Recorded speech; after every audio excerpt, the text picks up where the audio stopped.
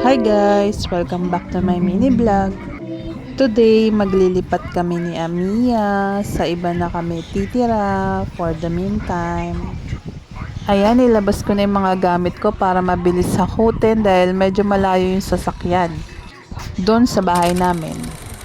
Itong dala namin, first batch pa lang to kasi hindi L3 yung nakuha kong sasakyan. Ay, mali ang daan natin. Bukid kayo? Ulit. Tataas pa ulit. Mapagid.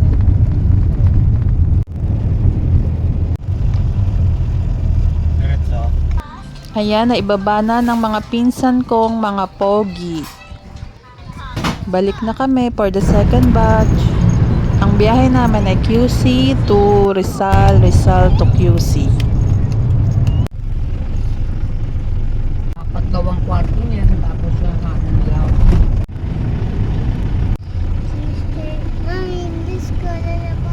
Ito si Mia, tinagong ko muna doon sa baba. Kasi bawal yung bata sa harap. Wala na kasi kaming ibang maupuan eh.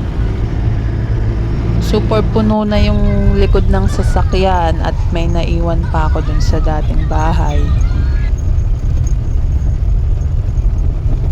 Second batch na ito guys. Last trip. Di kinaya. Ako mo na lang yun sa ano. Hindi kay Balong. Mamaya babalik kami dun.